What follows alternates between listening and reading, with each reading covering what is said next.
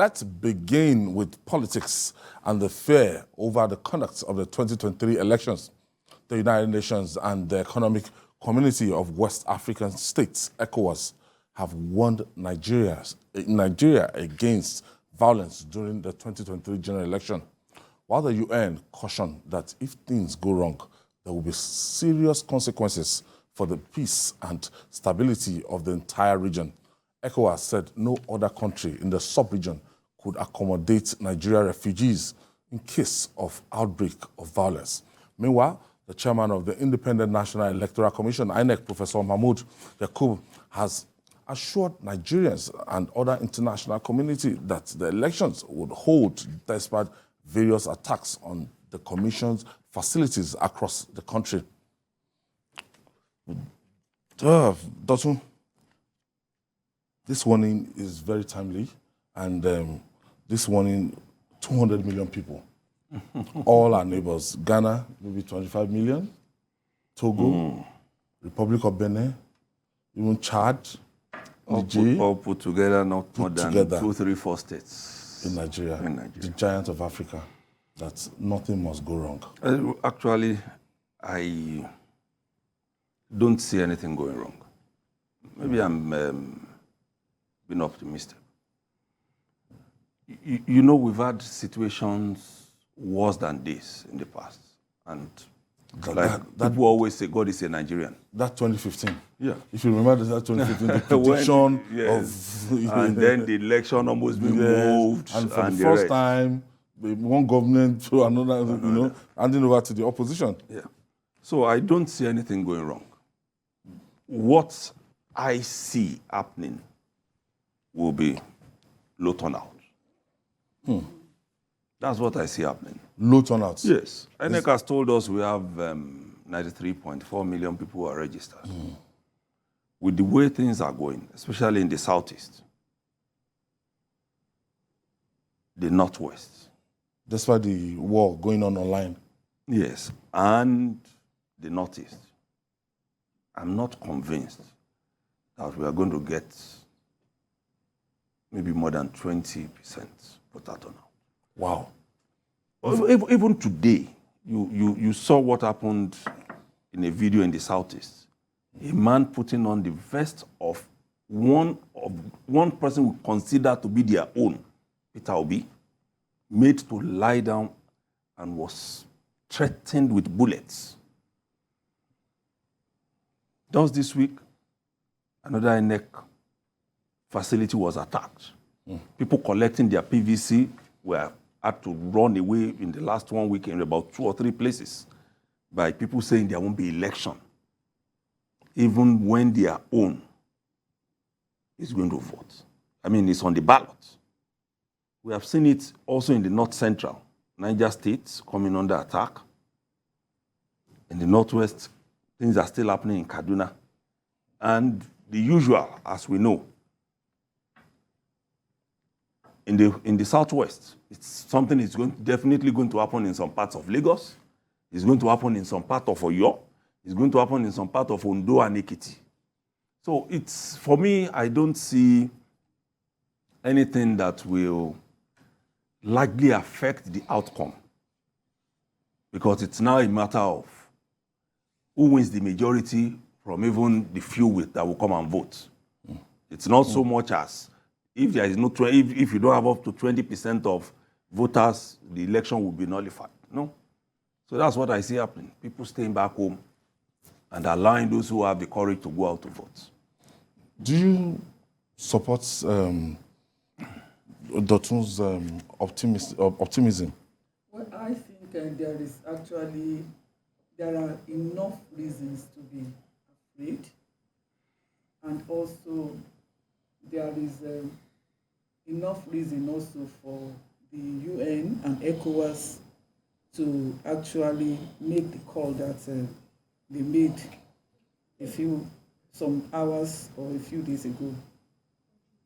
You see, like we have rightly put it, if anything happens to Nigeria, our neighboring countries will be in trouble. And there is, to an extent, I agree that this election will hold. I don't have any doubt within me that it's going to hold, but I'm also not, I cannot say that it's going to be completely violence-free. That I cannot say. Guarantee. I can't guarantee that. If I want to look at what has been happening in the past, yes, with BVAs, we may say that issues of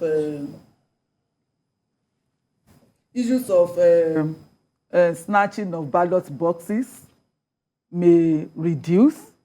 Yeah, because well, if we actually make use of the BVAs and we are sure that this is going to be electronic in a way, and snatching ballot boxes may not actually do any good for any politician, maybe we may not record much of that. But I also think that we could still witness cases where some people can scare even the few voters that we are talking about, can scare them away and prevent them from voting. And I'm envisaging that apart from places where there is insecurity now, where we are having problems, there could also be cases of politicians that are weak in certain places, also instigating violence in order to cause that election to be postponed in that particular locality, because we know that if there is violence, election will be postponed. At least INEC has told us that. So I know that a few of this could happen, but I don't think election should be like this. Look at INEC, for example. In 4 years, 50 facilities have been burnt. They've had 50 attacks in 4 years. In 4 years. Over 50 now. Over 50 now. Because that was before the last before the 2, 3 or 4 days. attacks. So you can imagine, within 4 years, you have that level of attacks on facilities. What are we looking for? What are we buying? What are we selling? So we cannot really be too optimistic. I really wish I could share Dotun's optimism 100%. But why I'm saying so is it not what she has just raised now? Kind of shameful that we want to have our election and it's as if we are preparing for another world war. It's always been like that. Why must it be like that? We don't even have, the examples we have. I've covered election in Ghana, Senegal, Mali, I've gone several other African countries. It's not always like this. Yeah, it's not always like that, but that's the culture we have built. That's the culture we have built. The culture of, as I was driving here this evening, I was stopped somewhere and 2 gentlemen in last month operatives, they asked me, who is going to win the election? And I said, it's not even so much about who is going to win the election. It's about who is going to set the country on the right path. So, a lot of people have lost hope in the country. What they are doing now is not to live by what is right, but by what can bring food to their table. That's because I don't see anybody who still has some modicum of hope carrying guns around, threatening to kill people when you know you can also be attacked. It shows somebody who has lost it completely. It's desperate. I know who has no hope at all. And that is where, that is what is causing all of this violence. But in terms of what the ECOWAS and UN are raising, that the election will not hold and there is going to be trouble, that's what I say I don't see happening. Because in the last few weeks, we've also seen the build-up. The Chief of Defense Staff, who is the highest ranking military officer, has spoken. They are meeting, that's the Armed Forces of Nigeria, the Nigeria Police, Nigeria Security and Civil Defense, all of them at every level, customs, road safety. So the only fear, which I've also expressed on this program, is that at the point where we are going to have those elections, the deployments we are going to have will weaken the areas where we are having challenges. That is largely the northeast and northwest, where you have the bandits and the terrorists. For those 2 weeks, we are likely to have, if care is not taken, these people being able to operate a bit more. But in terms of some people stopping the election, I don't see that happening. I don't, really. Not now, in the last 2 weeks, the army, some people graduated from the schools. They have been deployed. In the police, some have also graduated. In all the colleges around the country, they have been deployed. Also, recruitment going on here and there. So it's like what we have been clamoring for there to be, as security agencies to have more numbers. We are getting it now. And we are getting it at a right time. When we need them now, that's when we are getting them. And that's why I said, for me, I don't see any major thing that can lead to us having the kind of disruption being talked about here, for us to start spilling into other countries. Natural spilling is happening. I was at the international airport yesterday, and I took, in my own estimation, somebody I believe had a future in the country to the airport to travel out. So if at that level people are living, then you can know the desperation at the lower level. So that, for me, will keep happening. There is nothing we can do about that. But for there to be a war of something that can now, except like our late General Sani Abacha said, the government on its own decides to do anything in that regard. I don't see that happening. At the end of the day, all what we want is security and each free exercise. Nigerians are really interested in participating in this election. Yeah. And the good news also is that INEC chairman has also assured us that this election is going to hold. It has also told us that in spite of the attacks on its facilities, it's able to replace materials, is able to rebuild facilities, and that it is protecting some of the machines, and is even trying them and prepared for runoff election. Apart from runoff, it's even trying to do a kind of pre-election to try the BVA machines. The beavers. Yes, the beavers, to be sure that it's going to work. So, fine. At least he's not telling us that he's not exercising any form of fear. So that is good from his own part. And I think, but at the same time, we should also now be talking about the integrity of this election. You know, we may have an election, but how do we ensure that this election, the integrity will be superb? Because we know that all over the world, people still try to do whatever they can. That's the job of INEC. So I think it would be nice to also have a large turnout of voters. Yeah.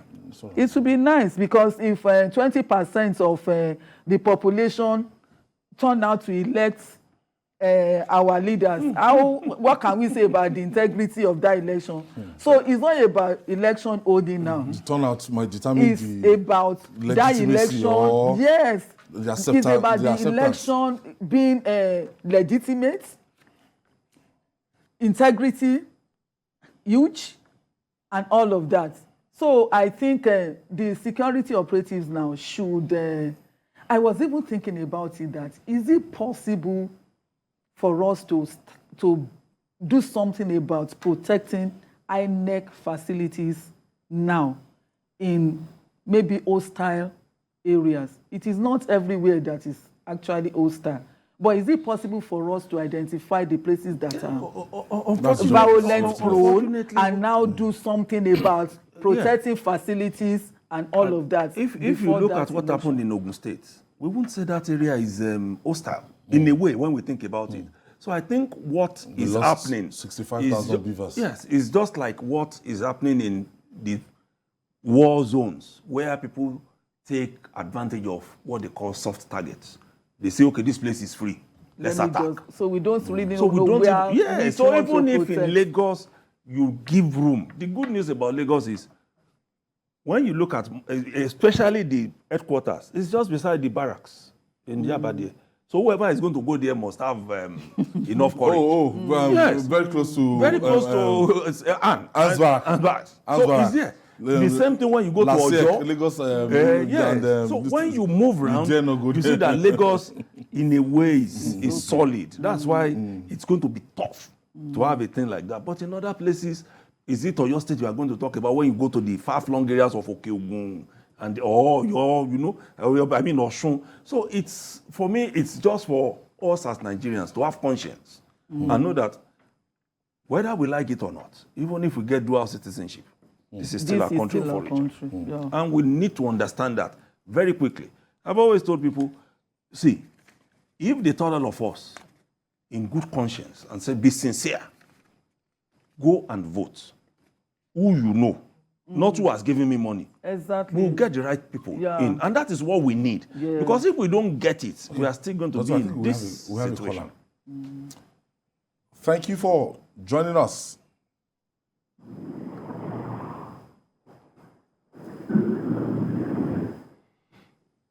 I think he's still there. Hello?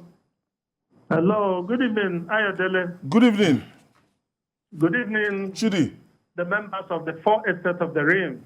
Thank you. Good evening. I thank you so very much for your optimism concerning the forthcoming general election. But in my own take, as far as this very issue is on board, I want to appeal to the Nigerian government in particular, all Nigeria's security agencies, and every other stakeholder, so that let everybody put all our hands in synergy to ensure that insecurity is fought to a halt. The only problem that Nigerians are going to face in a very drastic measure as far as this coming election is concerned is insecurity. And the enemies of Nigeria are not those outside. They are right here with us in Nigeria, in every nook and in every cranny. Therefore, we should not sleep over it. The Nigerian government should wake up at this point in time to ensure that the insecurity is properly addressed. So Okay. Thank you, Chidi. Thank you. That's what I said. They are just everywhere, waiting to take advantage of any situation. You know? At the end of the day, also, it's 37 days. Honestly. Counting down. And that presidential election is slated for the 25th of February. Everything will be fine. National Assembly, the National Assembly, and both Senate We and will overcome this also. These two shall pass. These two shall pass. It's not meant to be like that.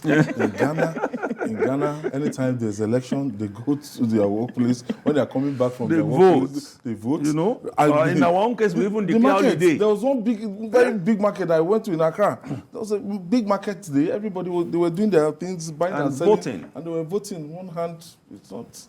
Then they were voting. Even in Liberia, in the thick of that war, that Nigeria coordinated, they voted. Yes. And we saw it. In the counties, they came out, queued, and it was orderly. No problem at all.